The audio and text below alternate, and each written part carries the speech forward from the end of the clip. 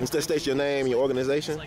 Okay, my name is Lorenzo kom'boa Irvin, and the organization is the Memphis Black Autonomy Federation.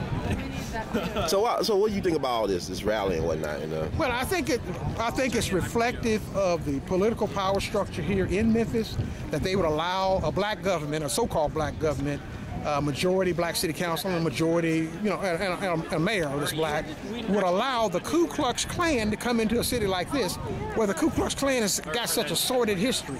You know what I'm saying? And the fact that they let them come in and they've organized, they let them organize.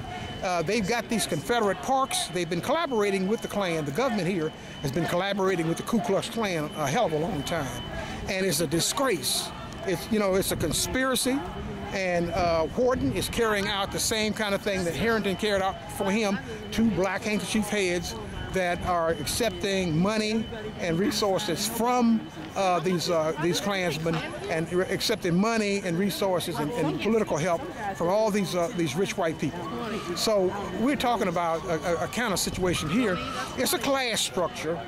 It's a class structure that allows young black people to be killed in the street, that allows poverty. You know, this is the poorest big city in the country, that allows, you know, all these police shootings that have taken place here. We got the highest number of police shootings anywhere in the country right now. And, you know, 14 were killed in the last 12 months. And so we're talking about a kind of situation here where there's a police terrorism and there's government terrorism, that they bring in the Klan to try to intimidate people. That's what they came for. They came to intimidate people. But we ain't going for that. All of us ain't no scared people.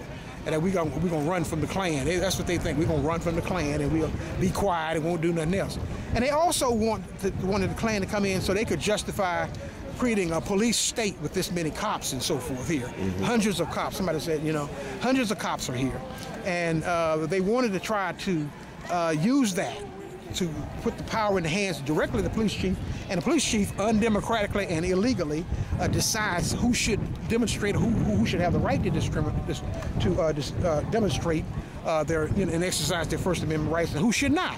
And they'll tell you to get off the street, and you're having a political demonstration yourself against the Klan. They're gonna tell you to get off the street, but the Klan can come down here and they won't tell them anything. They can do anything they want to. They give them special privileges. They even let them have a short, abbreviated version of a application for the permit to begin with. You know what I'm saying? And they brought in somebody from another state to bring and to even sign the application, and which is illegal.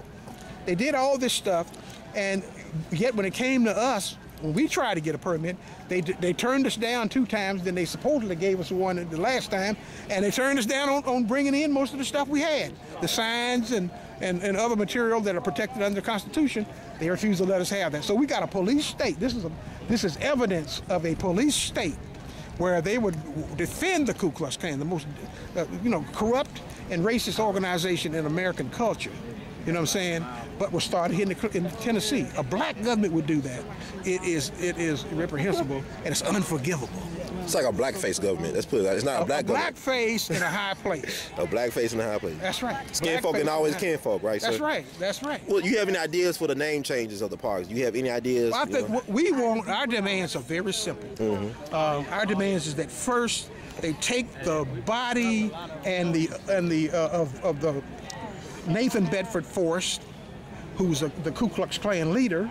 They take his body out of the so-called Forest Park and put it back with his family, if they want him, or put it back in a private cemetery. That's one thing we want. The other thing we want is an end to this kind of garbage here. We want an end to this kind of campaign.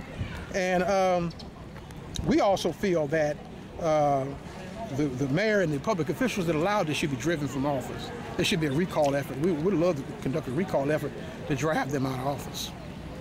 You were asking about the renaming of the park. Yes, ma'am. What's your name? My name is Jonina Irvin, and we need to have a park named for Ida B. Wells. Right. Ida B. Wells fought the Klan. You know, they burned her out, burned her newspaper, the Memphis Free Speech, out.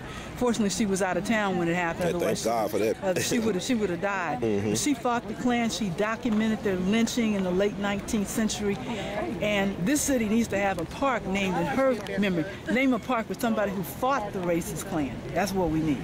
Yes, ma'am. Thank you so much. And how can we get in touch with you? I mean, I know, okay, what would be the best way to get in touch with your organization? You got 901-674-8430. You have an email address or website? Yes, organize, ORGANIZE, period, the period, hood, @gmail.com. Like D and THED or? HOOD, organize, period, the period, hood, HOOD, @gmail.com. So there's a D, like the D, like in David. D is in David, so organize.d.hood. The hood. Organize the hood. Right. D-A hood. Yeah. Organize.the.hood. Okay. @gmail.com. All right, cool. Thank you so much, Sister Irvin. Right. Appreciate it.